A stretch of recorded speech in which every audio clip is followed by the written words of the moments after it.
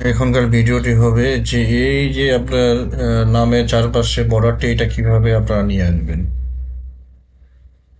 এটা আপনার সাধারণত এটা তো কিন্তু অনেকে টেবিলে নিয়ে আসে, যেমন টেবিলে এখানে যায়, ইনসার্টে যায়, ইনসার্টে গিয়ে একটা প্রেস করলে কিন্তু চলে আসে। কিন্তু আপনি যখন লিখে ফেলবেন, যদি আমরা লিখে ফেলবেন সেক্ষেত্রে আপনার সেটা কিভাবে নিয়ে আসবেন। ধরেন আমি এখানে লিখেছি, আমার নামটা আবার লিখলাম, লেখার পরে যে লেখাটার পরে এরকম আপনি রাখতে চাচ্ছেন সেই লেখাটার উপরে শেষে আপনারা এই কার্সর পয়েন্টটি রাখবেন। রাখার পরে আপনারা এখানে যাবেন, হোম মেনু বারে যাবেন। হোম মেনু বারে আপনাদের এইখানে একটি কি আসবে, আউটসাইড বর্ডারের একটি বর্ডারের একটি কি আসবে,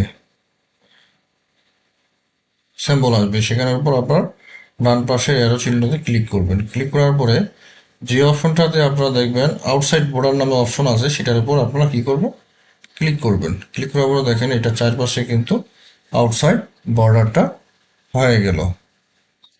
তো আউটসাইড বর্ডারটা আমরা এভাবেই আমরা কিন্তু দিব।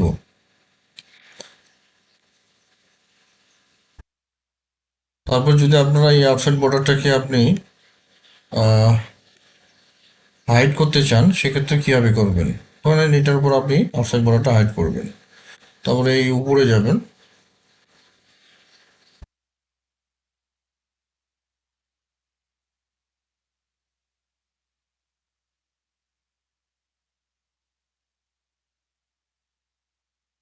তারপর এটার উপর আপনি যদি শ্যাডো দিতে চান শ্যাডো দিতে পারবেন, বিভিন্ন ধরনের ইয়ে করতে পারবেন। তো এইভাবে কিন্তু আমরা আউটসাইড বর্ডারটা আমরা দিতে পারবো। তো এই ছিল আজকের এই ছোট ভিডিওটিতে। পরবর্তী আবার নতুন ভিডিওতে আসবো।